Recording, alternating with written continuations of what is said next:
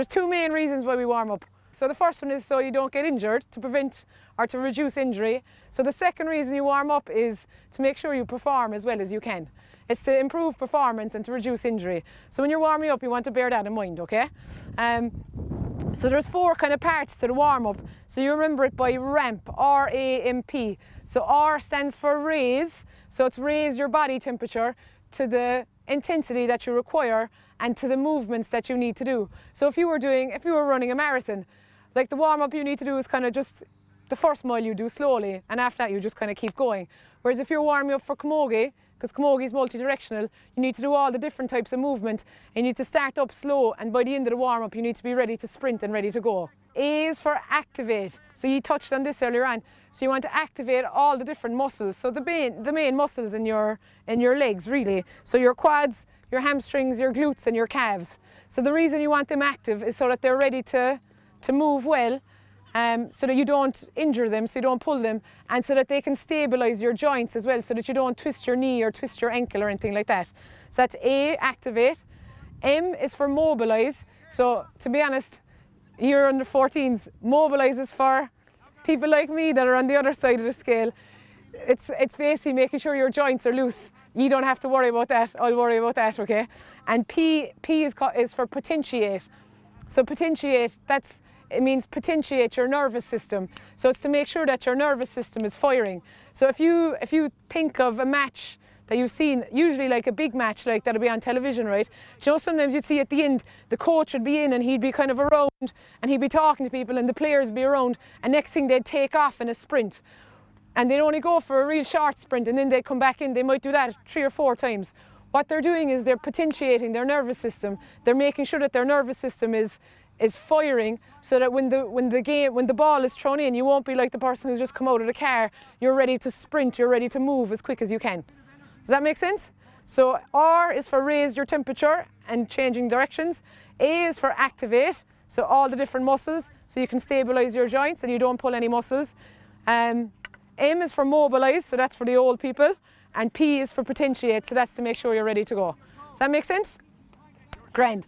So what we'll do this morning, first of all, we'll just go through a couple of different activate exercises. So for your squat, you want to stand your feet hip distance apart. There's 2 things to remember about your squat, right? And they're about your knees. First one is, don't let your knees fall in. You keep them out over your feet. And the second one is, if you were looking from the side, you don't let your knees pass out your toes. What happens is your hips go back, okay? Don't worry about how far back you go. The 2 things to remember are your knees, right? So don't leave your knees fall in, and don't leave your knees pass out your toes. Bring your hips back instead, okay? And the last thing is, you kind of go down slowly and up quickly. Down slowly and up quickly. All right, so we'll do 5 of them each. So find yourself a little space, feet hip distance apart, down slowly and up quickly. So make sure your knees don't pass out your toes and make sure that they don't fall in. Very good. Good. 4. Yeah, everybody can do them if you want to do them. Good. It's good to learn. Very good. Perfect. Excellent. So that's your squat. So don't leave your knees pass out your toes. Second one is your lunge. So we lunge forward and we might lunge back as well, right? So for your lunge, a lunge is like a single leg squat, okay? So for your lunge, you're going to take a big step forward, drop your back knee down, and then you come back up to standing, okay? So the things to remember for your lunge, you take a big step forward, right? So then the same as your squat, this knee here, it doesn't fall in and it doesn't pass out your toe. So it stays over your foot. You drop your back knee down so that your shoulder, your hip and your knee are in a long straight line. So if your step is too small, you're either going to bend at your hip or else your knee is going to pass out your toe. So make sure your step is big enough. Don't do like a massive one now, right? So you need to take a relatively big step, drop the back knee down and then up quickly. All right, so we'll try that. So big step forward, nice and slow going down, up quickly. Good. Big step forward, drop the back knee down, up quickly, lovely. Big step forward, drop the back knee down, up quickly, lovely. Big step forward, drop the back knee down, up quickly, good. And when you're going, so like the reason you're doing a lunge is that if you were taking off in a sprint, That's what you're trying to do. So when you're down here, you need to push up as if you're going to go forward. Don't kind of half come up and then drag your foot. You want to go from the bottom up so that you're ready to push off if you were taking off. So your squat and your lunge are kind of for your thighs and your glutes kind of as well, those two areas, right? Then the next one is for your hamstrings. So I should have said as well, in camogie, the three places that get injured the most are your hamstrings, your knees and your ankles, okay? So hamstrings is very important, okay? So this is called an RDL. So you're standing on one leg, you have a small bend on the knee of the leg you're standing on. So you're going to reach forward, the other leg is going to reach back, so you end up in a T position, okay? You come back up to standing, so you should feel a big stretch up the back of your standing leg. Two things to remember about this one is one, your standing leg, you have a small bend in the knee, but you don't overbend the knee. You don't bend the knee too much. You have a small bend, and then all the rest of the movement comes from your hip. You don't bend the knee anymore. That's the first thing. And then the second thing about this, which is the most important thing that people get wrong all the time, so this is the one to think of when you're doing it, right, is your back position, okay? Make sure your back stays flat. So you're going to reach forward, the other leg is going to reach back, and the back stays flat. So if you had a basin of water on your back, it shouldn't tip over. Make sure that this free hip isn't up in the air. So you basically keep your free hip down so that your back is flat. So you're going to reach forward, the other leg is going to reach back, small bend in the knee, and keep your back flat. So you're going to look forwards as well, look up, keep the free hip down, keep the free hip down. Good, and back up to standing. So you kind of go slow on the way down, and then back up quickly. Good, over onto the other leg. So keep the backs flat now, backs flat, flat, flat, flat, flat. Free hip close to the ground, and reach back with the free leg. Reach back, reach right the way back. Lovely, well done. Good, over onto the other leg. Good, into your T position, so arms forward, leg back, keep the back flat, keep the hip down, keep the free hip down. Very good. Do we all feel a stretch up the back of the standing leg? Gator jump, right? So this one is really important now, lads, right? So what this is important is for ankles and knees. Okay, so particularly knees, remember girls have a bigger chance of injuring their knees, so this one's very important, right? So what you're going to do, you're going to be doing a diagonal jump, so you're going to be jumping and landing and sticking. Jumping, landing and sticking, jumping, landing and sticking. So what you're doing when you're jumping and landing and sticking, right, it's your knee position is the biggest thing, it's the most important thing. So when you land and stick, you want to have a small knee bend, so you don't want to land with your knee flat, you want to have a small knee bend, not too much of a knee bend, don't exaggerate it now, like, and do something like that. Okay, it's a small knee bend, and then the most important thing is your knee position. So it's the same as the squat and it's the same as the lunge. Don't leave the knee fall in, okay? So if you're coaching and you see that with somebody, correct them with it, like don't let the knee fall in. That's the important thing that you're trying to learn. So that's to reduce all the kind of the knee injuries. When you're learning to do it, it's okay to look down at your knee to make sure that you're doing it correctly. As you get better, try and look like far away and keep your knee in a good position, because in a match, like, obviously you have to look at the ball, like, you can't look at your knee. All right, will we try that? So we'll do maybe 3 hops on each leg. So remember, small knee bend, don't leave your knee fall in, and try and do decent jumps and land and stick. On big jumps, yeah. And stick, small knee bend and stick, and it's a kind of diagonal jump. Good, very good. So we're going to do the different movements with our feet. So this is really important because, right, unfortunately not everybody is blessed with pace, okay, and it's hard to increase your pace. You can do it a little bit, but it's a bit hard. Like, often just being fast is a blessing, right? But what everybody can improve on and makes everyone a better player is your feet. If you improve your ability to move your feet quickly, then that's a huge help on the field, okay? It's a huge help for forward getting away from someone, and it's a huge help for a defender in their tackling and stuff. So when we're doing this, it's a concentration on your feet. So the first one, all you're going to do, so everyone's in front of a square, right? So we'll go one after another. So you're just going to run out, side step across, you're going to back, and you're going to side step across. So when you're side stepping, your feet are in parallel, and you're kind of squatting. So I don't want you up tall, I want you kind of sitting, okay? Sitting nice and deep, and your hands are up, you're ready to tackle. All right? So follow on next, yeah, just keep going, yeah. So yeah, keep going, yeah. Next, follow on, yeah. Follow on.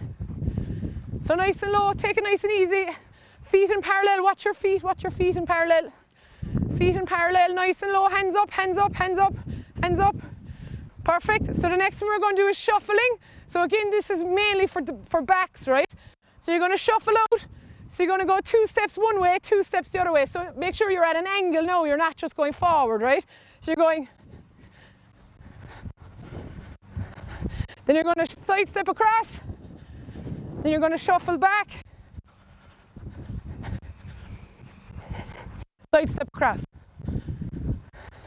Okay, so at an angle, hands up, you're kind of sitting in again, 2 steps each way, and try not to let your feet tip off each other. All right, nice short steps now, don't have them too big. So remember, you're kind of diagonal, so nice and deep, hands up lads, hands up. Nice and deep, sit into the small bit, sit into it. That's it. So same thing, we're going to work on the shuffling again. So make sure when you're shuffling, you're going at an angle, kind of like a 45-degree angle. And then you're going to stay facing forwards, and you're going to do a carioca or a grapevine. Same thing going back. At your 45 degrees, hands up, and then your carioca going this way. So your shoulders are staying facing forwards, and your legs are going every second side. At an angle, bigger, tighter angles, yeah. That's it, good feet, nice quick feet, well done. Good quick feet, well done, good quick feet, well done. So that's called the grapevine for anyone who wants to YouTube it and practice it at home. That's just to raise up your temperature, and then you're going to go into your hurling drills. So the first, we'll just do one of the movement stuff. So we'll do that skate or hop. So you're jumping, landing and sticking, don't leave your knee fall in, and a small knee bend. So you're just going to swap places with your partner. So you should get at least 3 jumps on each leg. So nice big jumps, diagonal jumps again at an angle. And then stick, no knees falling in. So look at your knee if you have to. If you can look up, even better. So more diagonal, yeah. Okay, so we come up with speed. Jablift. Drop it. Okay, next one is on picking it up. The girls on the inside are picking. The girls on the outside just run past. You're only picking when you're coming from that direction, okay? So you're only picking coming from that direction.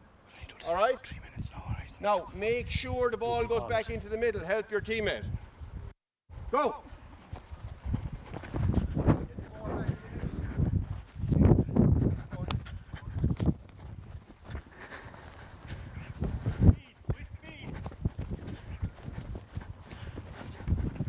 Quicker now, quicker. To make in a match, like when you're picking up a ball, there's 2 important things. One is that the pickup where you're actually catching the ball is low down, so that it's less of a chance for a defender or a forward or whoever to get the ball away. So make sure that you're picking as close to the ground as you can. And then the second thing is cover the ball. So right, what he means by cover the ball is try and make yourself as big as you can when you're picking it, so that if whoever's behind you, so if they try to get their hurley in, that you're just too big, they can't get their hurley to the slitter. So make sure, like, you don't want to be picking the ball up out here. Cover it, get down nice and low, and make yourself big so that nobody can get in around you. So you're going to take a few steps, squat down, jump up, and then a few more. So remember, don't leave your knees come in, and don't leave your knees pass out your toes. All right, off we go. So we'll swap sides with our partner. Good. Squat down slow and pop back up. Good. Very good. Excellent, well done. So the girls on this side, okay, are still picking the ball. And each time you get the ball in your hand, you get a score. Okay, so keep your score. The girls on this side, you're not picking the ball, okay? You've got to get the ball on the ground past that cone. You understand? Yeah, you understand that? So from this side, you just get the ball on the ground past that cone, and from this side, you must get the ball in your hand. Okay? Now the other thing is, camogie players have to be competitive. Okay? So if you're competing with her and she's stepping out I'm not going to tell her to go back. You have to. If the ball is over here, what chance have you got of getting it? So that's up to you. Okay? So these are your friends, these are your teammates, but you're inside the field now, so you're competitive camogie players. When I say go, you're on the ground and you're picking. Go! All right. Okay, ball's back in the middle. Quick, quick, quick. Everybody happy where the ball is? Go! Up. No roll lifting, only jab. If the ball doesn't come up, you've got to move from where it is. Go! No roll All lift. right. Only jab. The girls in here are picking the ball. The girls out here are getting it past the line. So we'll do our next one. So remember this, lads, your RDL. So you're reaching forward, the other leg is going to go back. Keep your back nice and flat. Few steps on to the next one. So you're going to swap places with your partner. So you're going to get at least 2 or 3 on each leg. Keep the back flat. So watch your free hip is staying close to the ground. Free hip close to the ground. Feel a big stretch up the back of the standing leg. Keep your free hip close to the ground. Good. Watch, keep your free hip. Go! Go on. Go! Go on. Quick now, quick! Ready? Okay. The other girl is going to get to the ball first. Okay? Now you have to get the ball in your hand. Is there anything you could do? If she gets there first, you know she's going to hit it, and you can see what she's doing. You could put your hurley in front of the ball. Just because the coach tells you you must jab lift, the best camogie players are the ones that think. So I've told you you have to jab lift, but you might have to decide to do something else first before you can jab lift, okay? Ready? Go! Go roll, go roll. Move the ball away from where it is, get it moving. Quick now, hurry up. So this time, everybody gets the ball in their hand. No roll lifting. Go!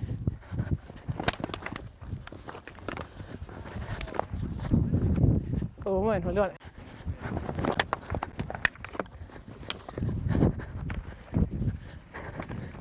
Up. Quick, quick, quick!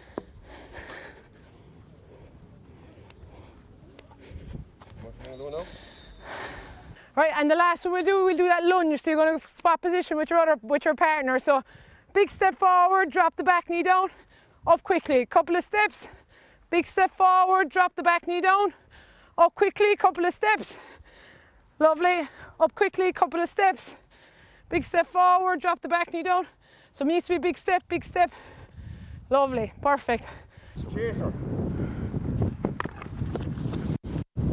Come on, get back now. Force back, tackle her properly. That's it. Okay, now you win. Okay. Go! Tackle, get your body in. Garrett. Wait now. Put down. You were defending. Go! Well done, lads, well done. Good defending now, good defending. Stand up to them, well done. Stand them up, stand them up, stand them up. Go!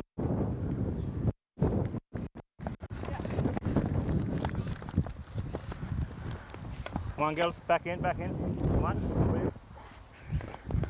Get contact now, get contact. Well done, well done, well done. All right. Just 2 things on that drill, right? Number 1, if you're the forward or the person that's out in front, first thing is make sure you win the ball first time. So that jab lift, make sure you get the jab lift correct. Remember, you're covering the ball, get down nice and low. Can't do anything without the ball. And the second thing is, if you're a defender, so if we're running that way and Orna's in front, you kind of have to take your beating. Don't come flying out here if you're trying to defend that goal. You have to take your beating as a defender. So leave her pick the ball and then you're defending. Okay, remember, like, she has the ball in her hand, but like, she still has to do something with it. She's still going to be under pressure, like, if you're defending. Like, it's very hard to put the ball over the bar. So like, don't go flying around and give her an easy job and have no one tackling her. like slow her down, tackle her, and it's very hard to put the ball over the bar if you've been tackled. Okay, so bear that in mind if you're a forward even and you don't have the ball, like, you know, put them under pressure. Okay, so then we've our warm up done, right? So then the last thing, they're just about to throw in the ball. The All-Ireland final is about to start, so we're going to do that potentiate, right? So let's say I'm the coach, like I'm Paddy Murray or whoever it is, right? So we'll do 4 hops in a row, and then you're going to sprint for about 5 meters just away from me, okay? So your 4 hops, you want to have kind of stiff legs for them, right? You're not trying to get up as high as you can. It's nice stiff legs, so you're going, and then you're going, all right? So a circle, like nice and tight, not far away, you're in close. Now we're going through the last couple of things. We're talking about the first ball, we're attacking the first ball, and then we're going to do our 4 hops. We go, so 1, 2, 3, 4, and gone. Lovely, excellent. And nice and slow, you're coming back in. Lovely, perfect. So we're ready to go, so our 4 hops, so 1, 2, 3, 4, and gone, gone. Lovely. So again, stiff legs, 4 hops. Off we go. 1, 2, 3, 4, and gone. Excellent. And then maybe the captain might say a couple of words and you're away to play the game. Is that all right? Well done, excellent lads. Very good concentration, very good hurling. Very good, excellent. Thanks.